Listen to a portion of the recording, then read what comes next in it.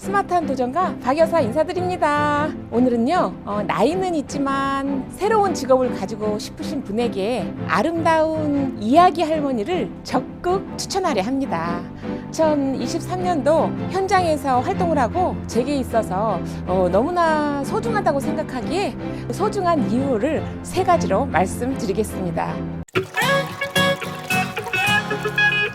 첫 번째로요, 이야기를 외워서 들려줘야 하기 때문에 나이가 들수록 암기력이 좋아지고 그로 인해 노화를 늦출 수 있습니다. 두 번째는요, 아주 큰 돈은 아니지만 돈벌이도 될 수 있습니다. 제가 이 나이에 새로운 일을 해서 돈을 버는 경험이 저에게는 자존감 향상에 도움이 아주 크게 되고 있습니다.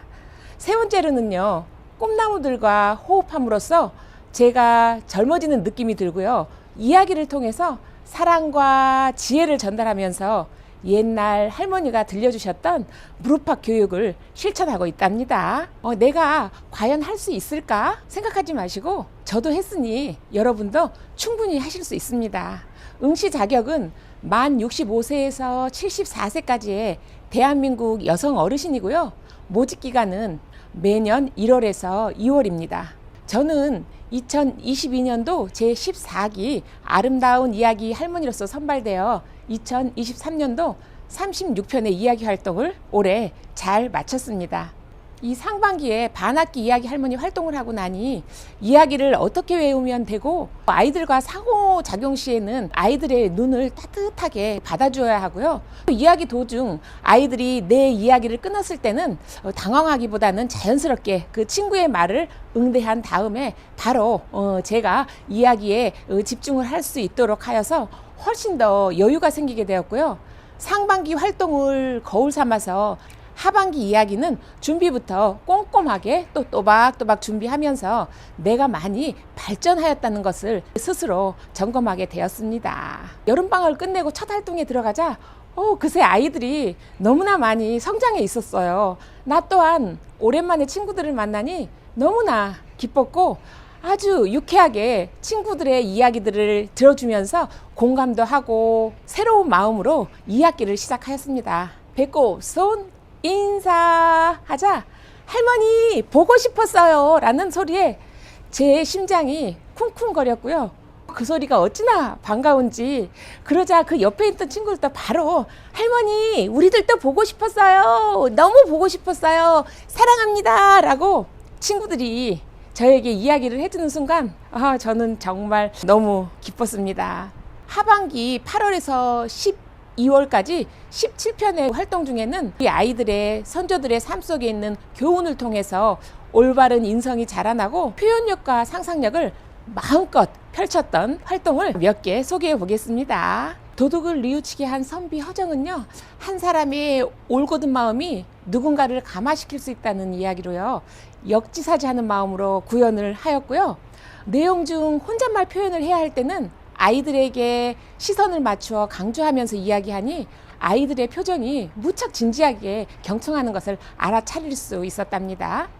좋은 친구가 되려면 내가 먼저 좋은 친구가 되어주어야 한다고 상호작용하고 나서는 욕심 없는 허정의 순수한 마음이 도덕을 새 사람으로 만든 것처럼 우리 친구들도 서로 좋은 친구가 되도록 합시다 라는 말로 마무리를 하였습니다. 논을 밭으로 바꾼 이황, 이 이야기는요, 논농사와 밭농사에 대해서 아이들에게 간단하게 이야기를 해주었고요.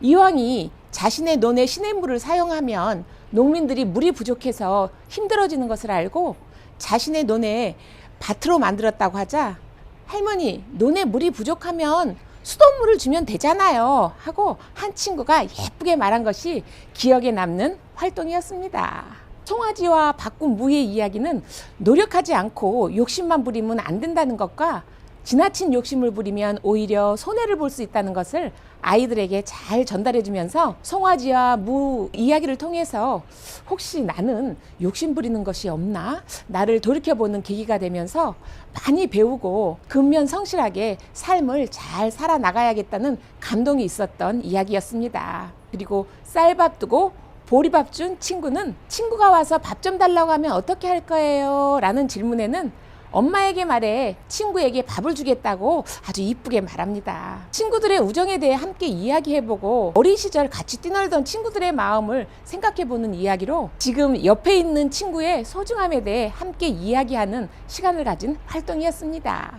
삼년곡의 이야기는 옛날 한 옛날에 삼년곡에 있었다네. 한 번 넘어지면 3년밖에 못 산다네. 삼년곡의 율동을 함께 부르며 너무나 아이들이 좋아했는데요. 어려움이 왔을 때 재치 있는 행동으로 어려움을 극복한 것을 친구들에게 손가락으로 동작을 표현하면서 들려주었는데요.